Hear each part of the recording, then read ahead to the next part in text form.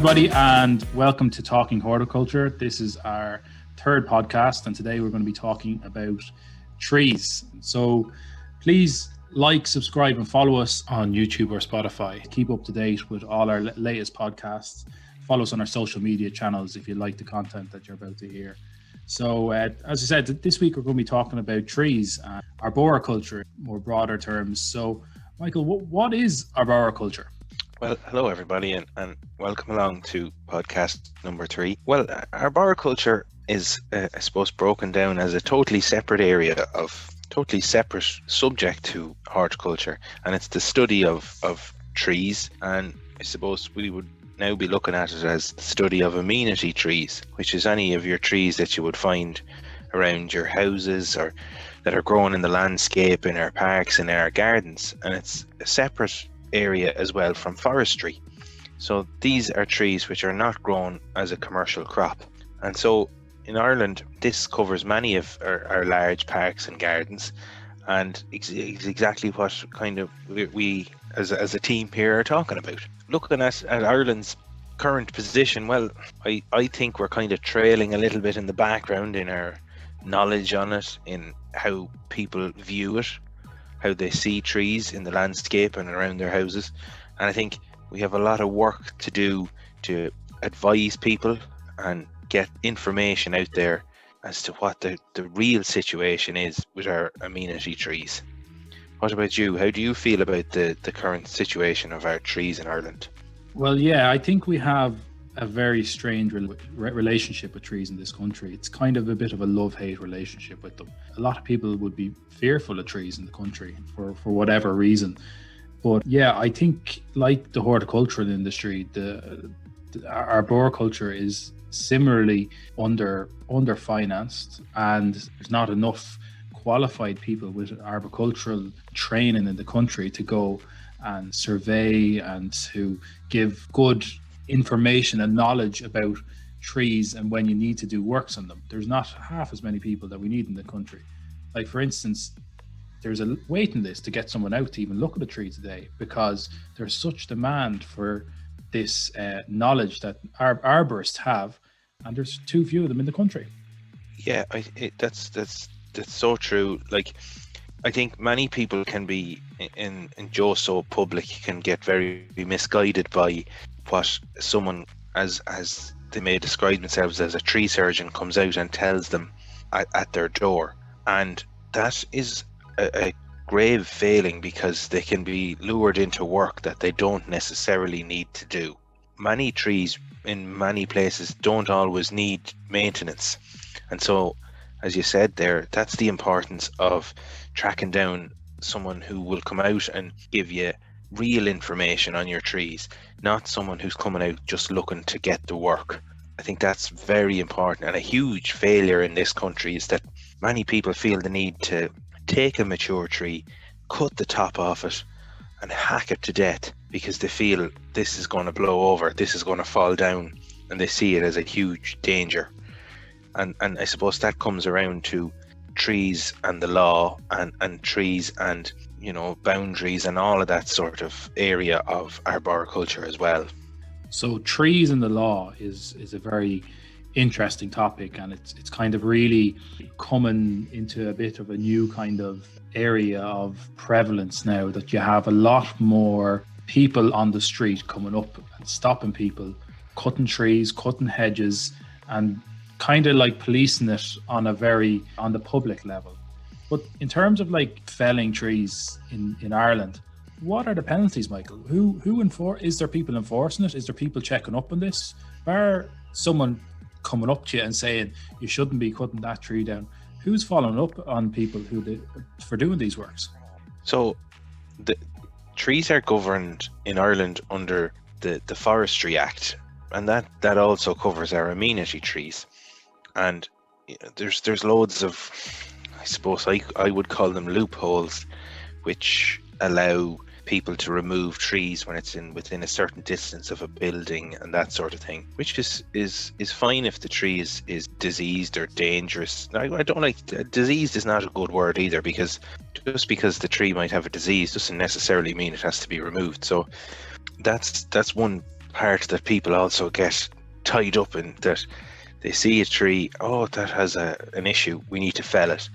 But sticking to the law side of it, that under this Forestry Act, which semi-governs it, there's very little follow-up on a prosecution, or it's all down to, I suppose, someone getting reported.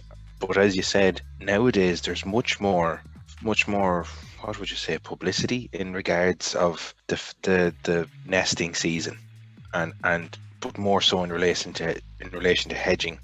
And I think that needs to be brought around to trees, to try and bring in prosecutions for trees which shouldn't be felled.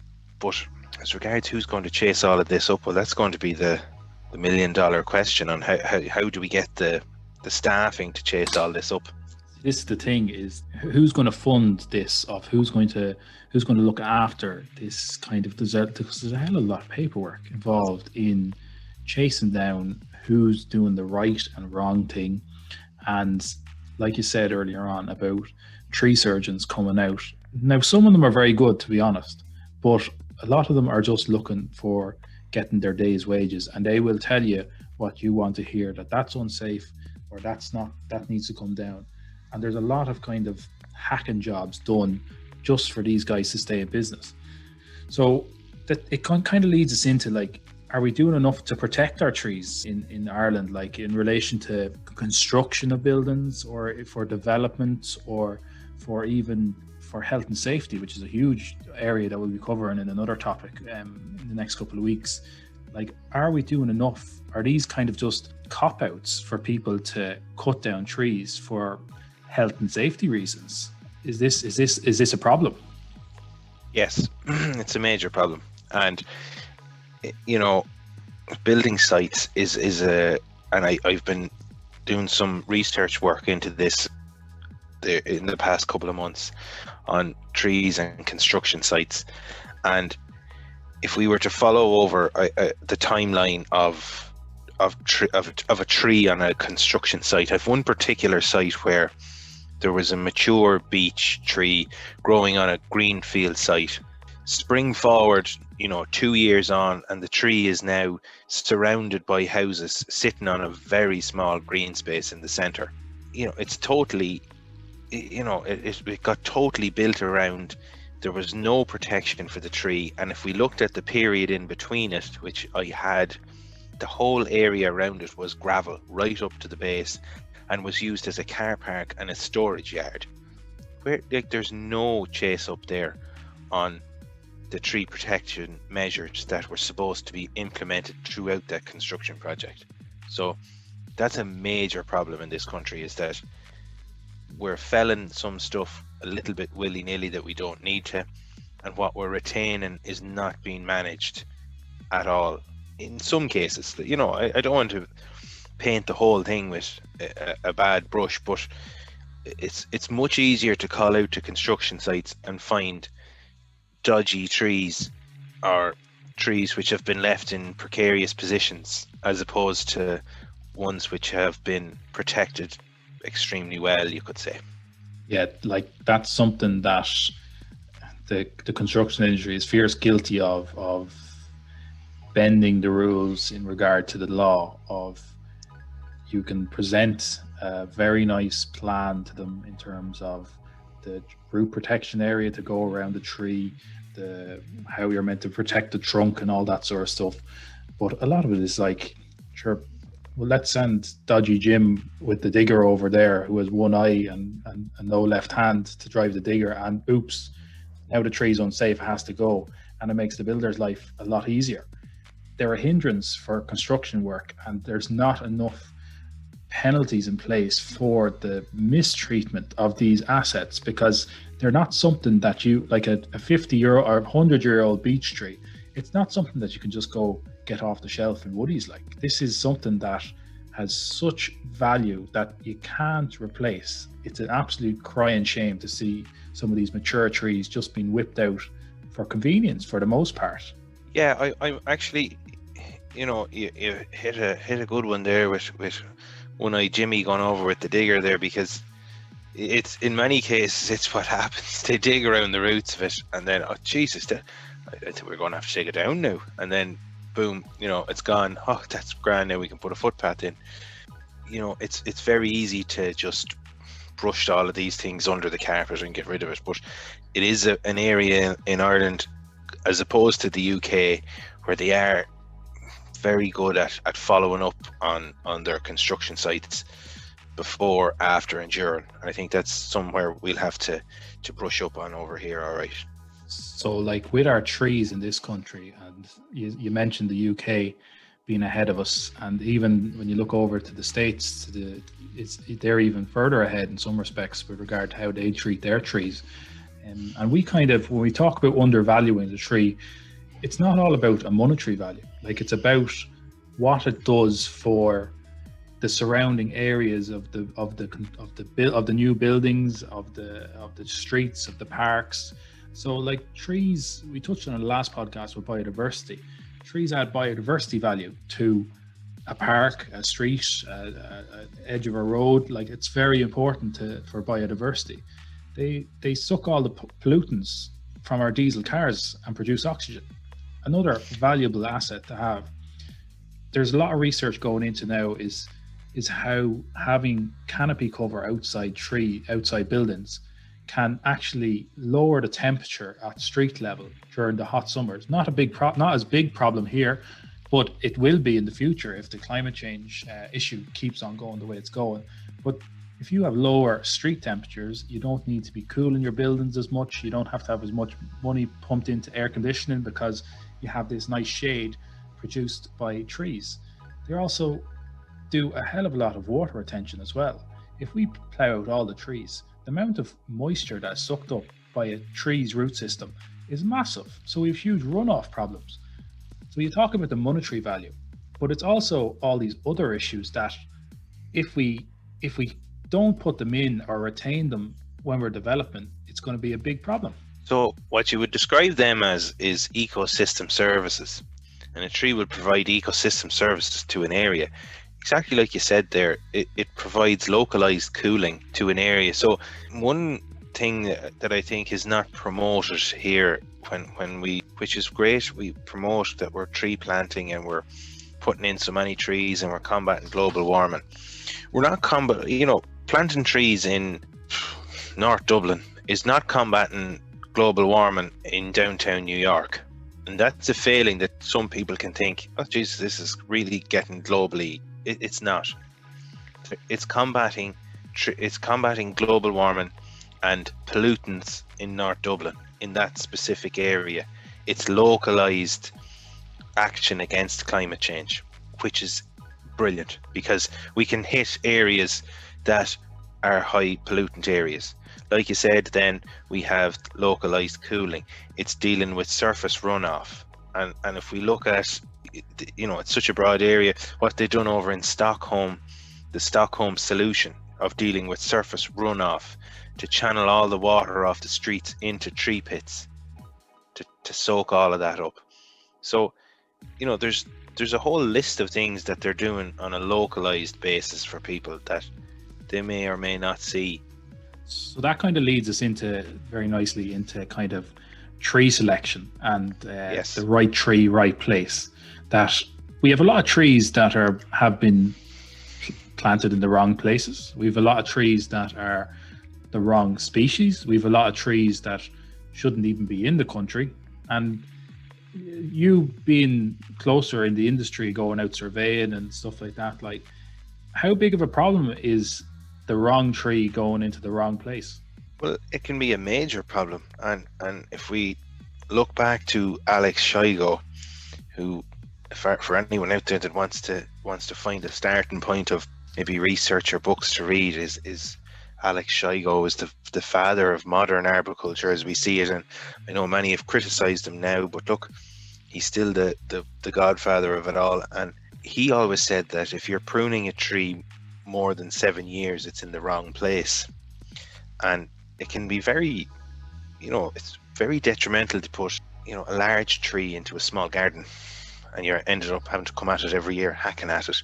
So it's very important to choose the right tree, but also the right species of tree, because certain trees, if we live near the seaside, well, they're not going, it's not their natural environment, they're not going to grow there. So we have to pick the right type of tree that's drought tolerant if the area is arid, or it's, you know, it's suitable for very wet areas. So that's super important when you're trying to select what you're going to plant.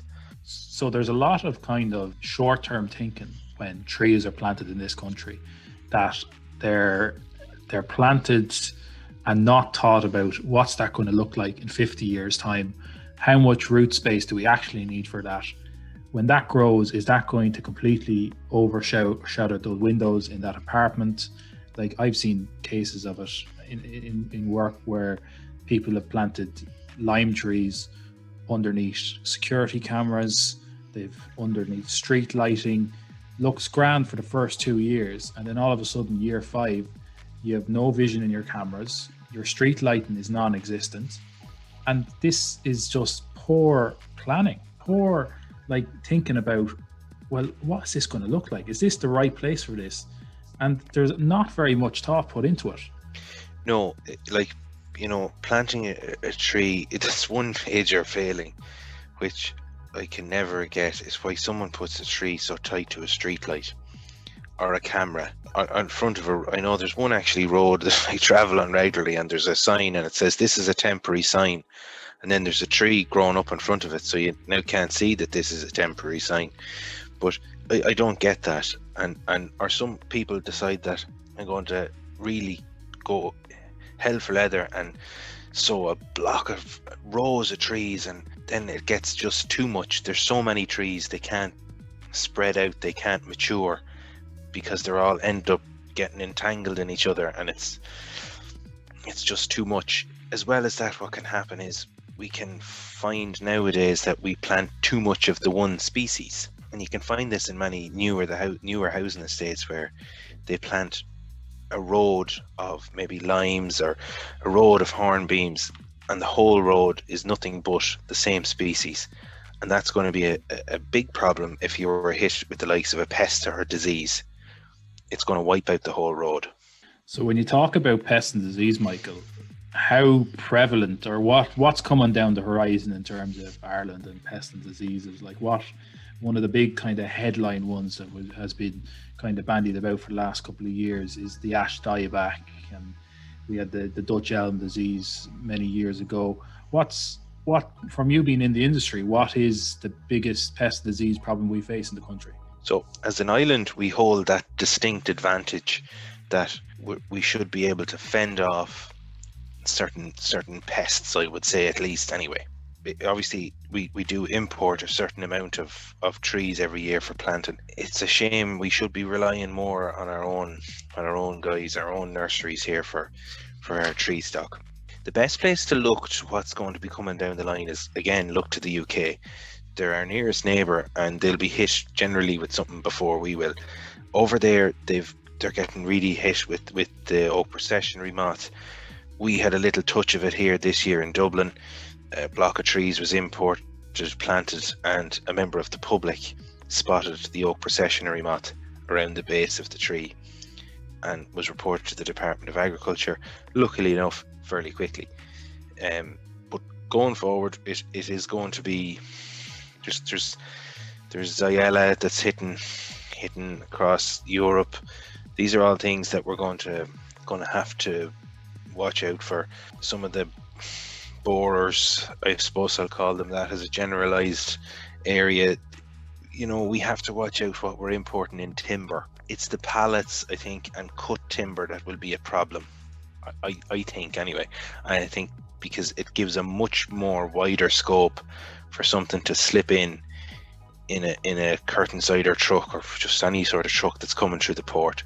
I think that's going to be where we should be watching out for, and to stop sowing avenues and blocks of the same species of trees and try and break it up a bit.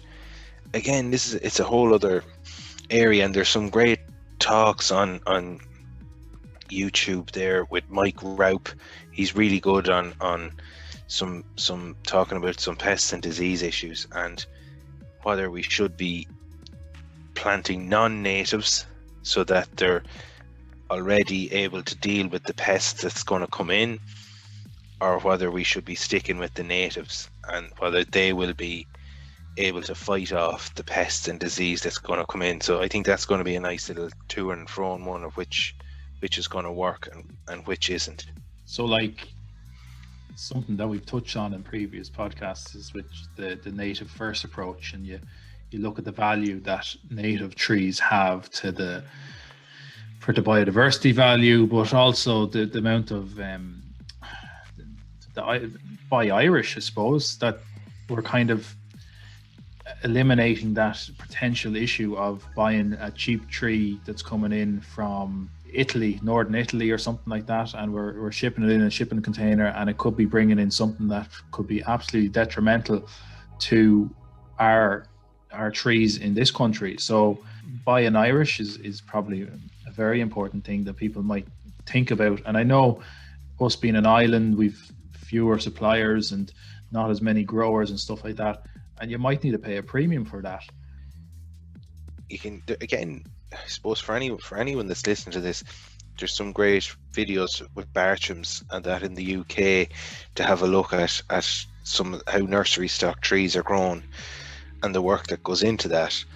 And it's a huge amount of work that goes into producing a nursery tree to get it from, you know, a sapling to what you're seeing getting put into the ground.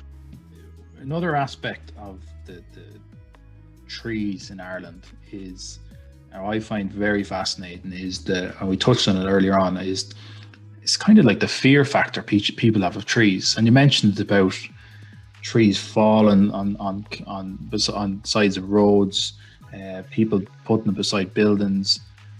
Like, do we have an unhealthy relationship with trees? Are people afraid of trees in this country? Yes, I think they are anyway. I think people have an awful fear that it's going to fall down on them. And I'm not sure why they feel that, but I always notice that people think that once the tree gets to a certain height, that they need to take the top off it. And I have many people said to me, well, sure, look at the height of it, sure, it's going to blow down. But that's totally not the case. Like, so it's a little bit of it's fear mixed with lack of knowledge on it, and that stems back to getting someone out who's giving you honest information. They're not just saying it to you, yeah, cut it just for the sake of it.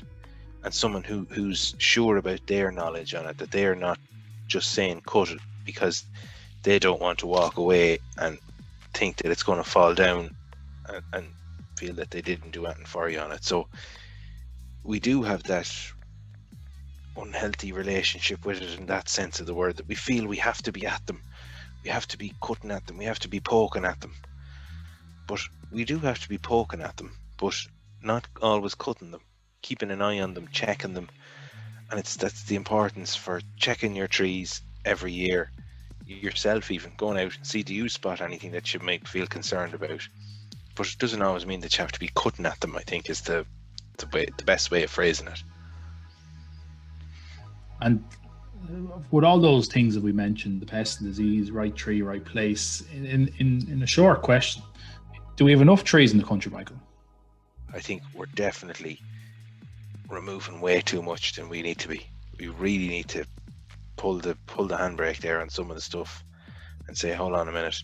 Like I just seen there yesterday a whole block of, it was kind of like a wild little woodland area, totally demolished, and then right beside it they planted a whole load of whips into it. So, like, you know, where was the thinking in that? Like, so I think we're definitely off target there on the removal of our trees. I think that's where we can tip away with the planting, fine, but we need to pull the handbrake on removals. So it needs to be a bit of a tailored approach, that we're saving, we're in this tree saving business rather than the tree. Like, just because you're planting 10 whips in the place of a tree that comes down doesn't make it right. That if a tree is salvageable and can be nursed back to health and the risk is low, they should be saved. Because we talk about the potential of a tree, and you say about whips going in, and will those trees be ever get to the maturity of that? That's the $1 million question. We won't be around to know. But also, when you cut down a tree, let's say you condemn a beech tree that is 70 years old, and you say, well, that's going to fall down. Potentially, that tree could be good for another 100 years, and it could be fine. So you need to look at the risk/reward of how valuable the trees are and the amount of input you need to save the trees, because there's definitely an under kind of onus put on pumping the money in to make sure that we keep these trees rather than just cutting them because it's the quick way out. Yeah, definitely. And I don't know how people are going to take to that, but it's all about the proper assessment, and that's where they're maybe a little bit ahead of us over in the UK. That's where we need to do a little bit of catching up, I think, somewhere along the line, to try and get our head around that idea of not always just chopping it down. Definitely agree with you there on that. If people wanted to find out more information about kind of trees in Ireland and the different kind of projects and initiatives, like, what would you say, where would you lead them, Michael? Like the Tree Council of Ireland, where else would you send them online to find out more about trees in Ireland? So, as you said there, the Tree Council of Ireland, another great resource is Cron Trees for Ireland, and I write in the magazine there, so it's a great little resource there where you can pick up lovely articles in it. So they have wonderful projects going on with the Easy Treesy project, which is brilliant, where they're planting an awful lot of trees around the country. I suppose the Arboricultural Association has an Irish branch here, but if you go on to the general trees.org website itself, there's absolute ream of information on that for both those who are in it professionally and those who are just have an interest in it or a hobby. Huge amount of information on that as well. But as always, YouTube has a huge amount of information on it as well. But to get the hard facts, is those three, I think, is where I'd start off anyway. And if we were talking to people, Michael, now about their own gardens and like talking about them, what tree should they put in their back garden? What would you recommend for someone that has a quarter of an acre garden and just wants to plant a tree at the weekend? What would you recommend? So I'm going to start off by saying, for anybody who's wants to plant a tree in their back garden, start off by assessing the size of your back garden. And just because you have a small back garden, well, maybe don't plant a tree that's going to grow massive. Maybe choose a smaller growing variety. Smaller growing tree will pay off in the long run for you. And then, as you said, for someone who's maybe a larger back garden, pick a tree that's going to be a future tree. An oak, a beech. For me, I love a horse chestnut, so something like that's going to be something for the future. Try and stay away from the old Lelandies. Try and stay away from them. I think everyone has a habit of whacking them in, so try and stay away from something like that. As a colleague of mine says, when asked when's the best time to plant a tree, and he responds 20 years ago. So do a bit of research, look at what's the best tree to put in your garden and plant one. And it's never too late to plant a tree. So that about finishes up for today. As we said, there's a few other little areas that we touched on today that we're going to be exploring more in the next couple of weeks with trees, especially in relation to development and hedges in particular. So they would be kind of follow-up podcasts. But next week we're going to be chatting about growing your own food and the importance of growing your own food. So we hope you enjoyed the podcast today, and sure, stay tuned to Talking Horticulture. Yeah, thanks very much, guys, for tuning in. And as Stephen said, make sure you're heading over to our Facebook pages and our social media and tuning in there. So thanks again, and we hope you enjoyed it, and we look forward to seeing you on the next one.